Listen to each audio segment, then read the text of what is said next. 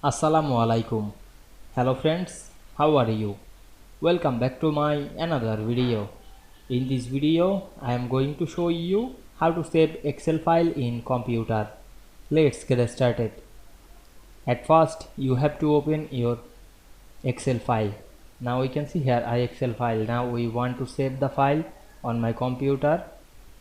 Go to the file menu, click the save as option, then select browse, then choose file location, then select the file name drop down option and write my file name. Now I am write my file name, then select the save as type drop down menu and choose Excel workbook. You can save another format. Now I am select Excel workbook, then click the save option, then go to our file location when we save the file. Now we can see here the Excel work.